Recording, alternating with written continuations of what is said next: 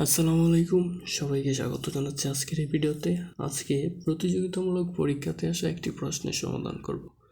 প্রশ্নটি হচ্ছে, কোনো প্রতিষ্ঠানে 1100 জন বালক ও 900 জন বালিকা আছে।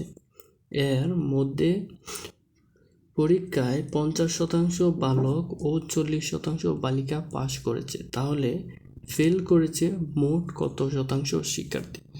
তো এই প্রশ্নটা সমাধানের জন্য শুরুতে আমাদেরকে মোট কতজন শিক্ষার্থী অর্থাৎ কতজন ছাত্র এবং কতজন ছাত্রী অর্থাৎ বালক বালিকা পাস করেছে সেই সংখ্যাটা বের করতে হবে। এজন্য আমরা শুরুতেই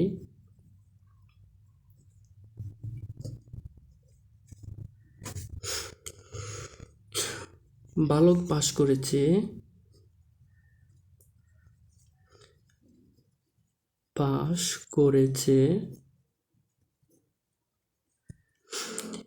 বালক সংখ্যা হচ্ছে 1100 জন। 1100 এর 50% অর্থাৎ 50 বাই নিচে হচ্ছে 100। তো আমরা এখানে 100 দ্বারা ভাগ করলে হয় 11, 5 11 55 অর্থাৎ 550 জন বালক। আচ্ছা, এবং বালিকা পাস করেছে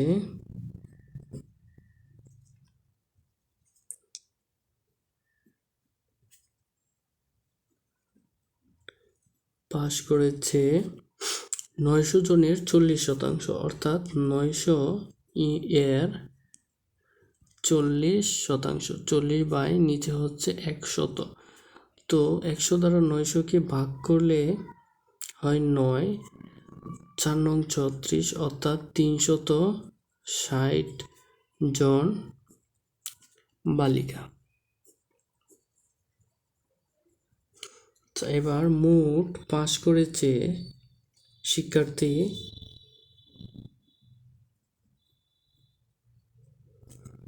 পাস করেছে 550 জন যোগ ছাত্রী বা বালিকা 360। আচ্ছা, 550 যোগ 360 যোগ করলে হয় 5 আর 6, 11, 1 হাতের আছে 1, 9 অর্থাৎ 910 জন।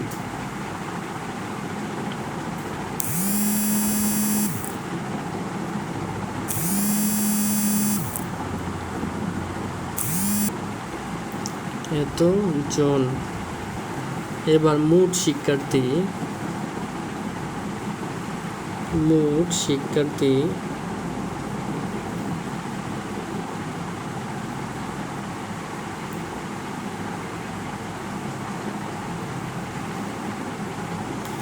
কত? 1100 জন যোগ হচ্ছে 900। 1100 যোগ 900 সমান হচ্ছে 2000 জন। এর মধ্যে পাস করেছে 910 জন, অর্থাৎ মোট ফেল করেছে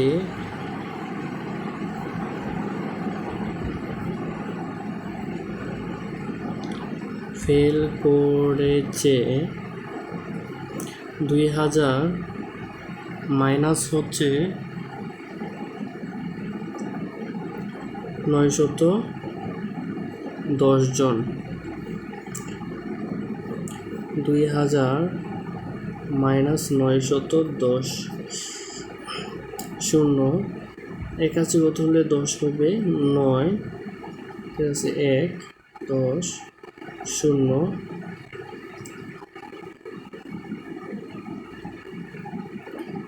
1 সমান 1090 জন। তো 1090 জন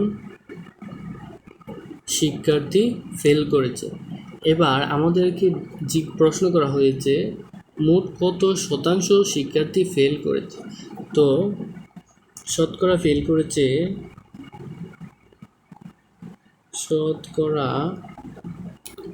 50%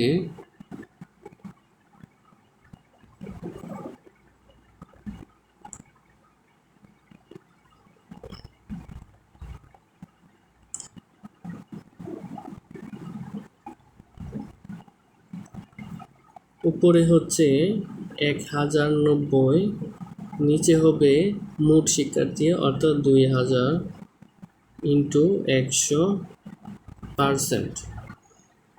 এবার যদি আমরা 100কে 2000 দ্বারা ভাগ করি থাকে 20, এবং এদিকে 10 দ্বারা যদি 20কে ভাগ করি নিচে থাকে 2।